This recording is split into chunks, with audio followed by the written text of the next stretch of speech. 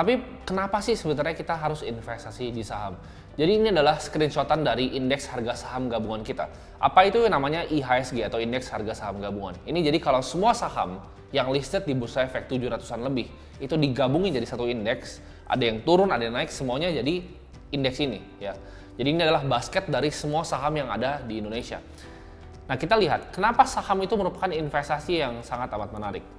Karena saham itu memberikan kita imbal hasil return yang menarik dibanding aset kelas lain.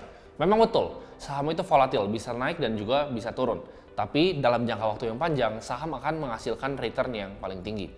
Kita lihat di gambar di sini bahwa ini adalah screenshotan IHSG atau indeks harga saham gabungan kita, yaitu kalau semua saham di Indonesia dijadiin satu basket, itu dikumpulin jadi satu indeks. Nah, indeks harga saham gabungan kita, di saat gua screenshot ini waktu itu, ini kalian nggak bisa bikin, kalau ya edit bisa tapi susah banget, ngeditnya ribet gitu.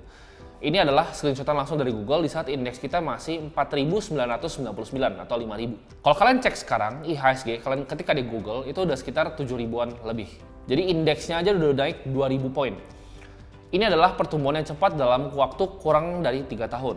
Dan Indonesia sendiri, indeksnya itu salah satu yang growing paling cepat di dunia. Kita grow 13% on average dalam 20 tahun terakhir. Jadi year on year kita bertumbuh 13% per tahun. Sebelum kalian mengenal lebih dalam tentang saham ini, gue mau ajarin konsep yaitu risk and return ya, yaitu resiko dan return.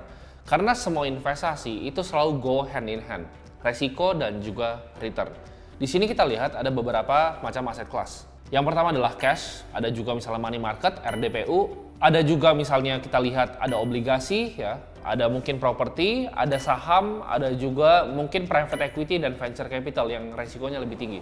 Jadi makin tinggi resikonya, dia returnnya makin tinggi. Makin rendah resikonya seperti cash yang nggak ada returnnya gitu. Obligasi rendah tapi bunganya juga kecil. Saham itu volatil, resiko lebih tinggi, tapi dalam jangka waktu yang panjang itu kan menghasilkan returnnya lebih oke. Semakin tinggi return yang mau kita capai, maka resiko akan semakin tinggi. Sebelum gue bahas tentang yang namanya compounding interest, di sini gue akan bahas tentang time value of money. Jadi banyak orang nggak mengerti tentang konsep ini. Kalau sekarang gue tanya ke kalian lebih pilih mana? Kalian pilih